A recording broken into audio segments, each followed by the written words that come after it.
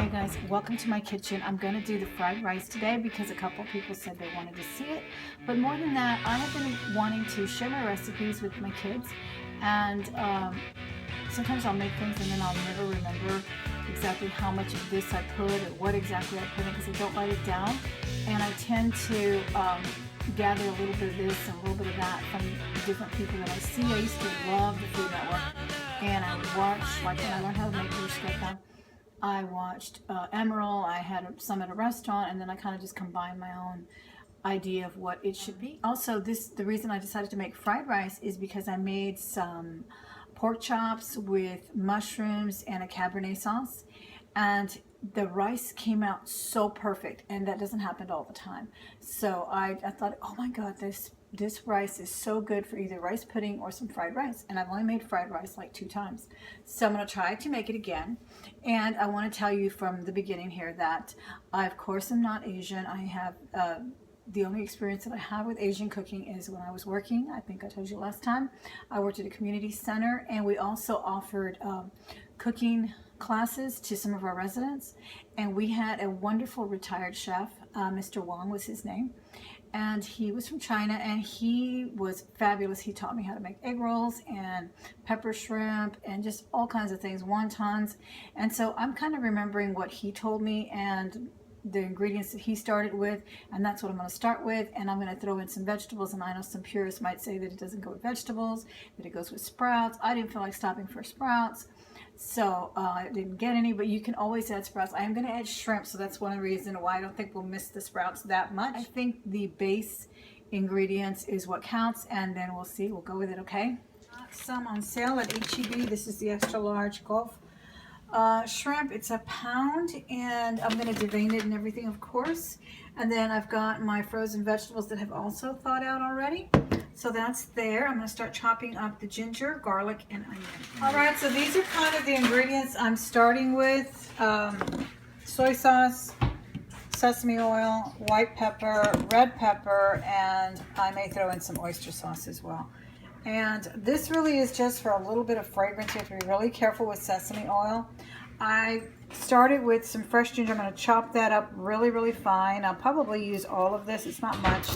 And this is probably, I don't know, about 5 or 6 pieces of garlic there. And I've already poured a little bit of soy sauce in here. I'm not sure how much that is, but we'll check it out. Probably about 2 tablespoons full there. And then I divined my shrimp already as well. So I just peeled it and split it down the back there and took the vein out, and so that's ready. 2 cups of cooked rice, and this is about a day old, so I'm going to break it up by hand because it is kind of sticky. And so I'm going to break it all up before I put it into the pan and just try to separate it all up.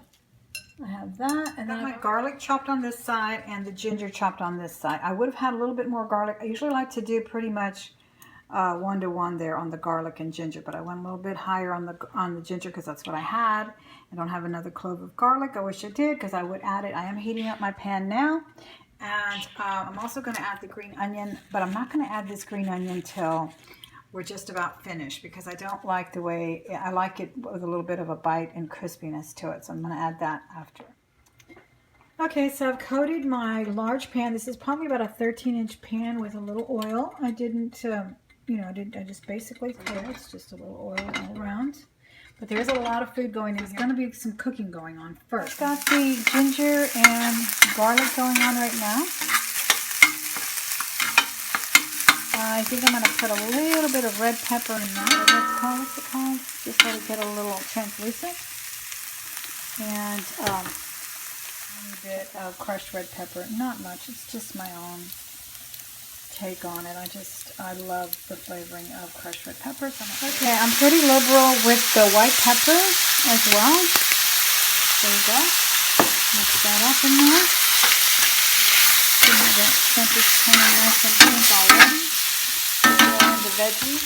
So I didn't have room for all the veggies, so I used about probably 2/3 of the package. And that was a small package of vegetables. I may add a little bit of oil to the side just to cook up my egg that goes in at the last minute. So my shrimp is already turning really nice and pink. And I do have that on really high heat. That's all the way up to 9. Okay, the rice has gone in. It's also going to cook up in here. I'm going to add a little soy sauce for color, and I'm just going to be mixing it all in here until it all gets married up. Okay, so let me put in some of that soy sauce. I'm also going to put in a little bit of the oyster sauce. All right, now over here on the side is where I put the egg. And I can scramble that up pretty good. Somebody said on a recipe I watched to do it on the side here with some soy sauce, and that's what I did. So I fried up that egg. I think I need to do another egg. This is a pretty big batch. So I might just throw another egg on top of that. Okay. Yeah, I'm going to beat the egg right here, and then I'm just going to throw it in at the top. Okay. Because I've seen people do it like this too, and I think it's good. Like that too. I really think it kind of cooks in. See, it's starting to turn. That's exactly what I was hoping to get. Some of that obvious egg in there. Okay. So that is it, guys. That is my fried rice. I'm going to top it with the green onion. Like that. I'm going to cover it. Let the shrimp finish cooking. And then I'm going to serve it. Voila, I hope it's good. We'll see. Still have not tasted it, but I'm going to add just a tiny bit of sesame. And again, that's just for a little bit of fragrance. I mean, that's not even, I wouldn't even say that's a teaspoon of sesame oil. But I do like to add that to my Asian cooking, especially to my soups. All right, so that's it. To you. I did my own version. Please, if you have comments, keep them nice and constructive, because we can all improve, but we don't need to be, you know, torn down. But anyway, I'm going to taste it and see what it tastes like. All right, guys, so we're going to see what it tastes like. I haven't added any shiraka or anything like that. And I usually make a sweet and sour sauce from scratch as well. But I usually do that for the egg rolls, and I make egg rolls as well. So I may make those again one day. I haven't made them in so long.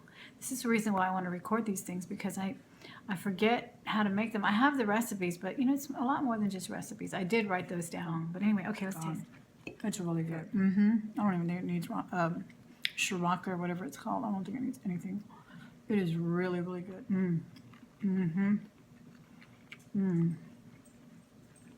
Shrimp is good too. I'm happy with it. Came out very nice. Excuse me, talking with food in my mouth, but I wanted this to be authentic, and I wouldn't lie to you. If I messed it up, I'd tell you. It is really, really good. I'm glad you wanted to see the rest. Thanks for coming in and watching the video. I'll talk to you later. Bye.